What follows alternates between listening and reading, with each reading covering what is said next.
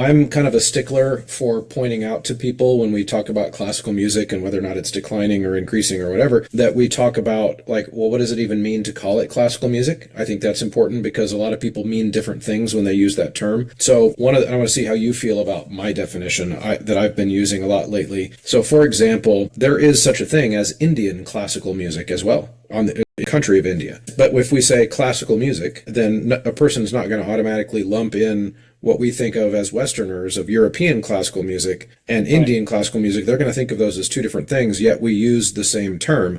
And I think that's actually a good thing, because what that means is that to me, when I hear classical music, when I use the term, what I mean is a kind of music where you really need to learn it in a formal way between teacher and student. And that's how the tradition is passed down. And I make the distinction between that and, say, folk music, where it's learned outside of an academic setting or outside of a teacher-student relationship and in more of a community or family relationship.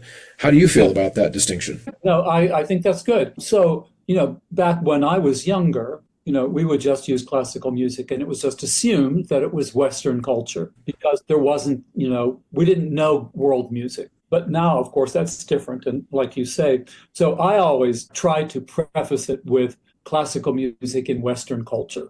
Not every culture has a robust classical music tradition. And that includes, I would even say, a lot of parts of the United States don't have a classical music culture. It's not in their schools. It's not in their churches. It's not in, the sound of the community. Whereas there are certain places where that aspect or that type of music making is ubiquitous, but not everywhere. Is that true in your mind too? Yeah, it is.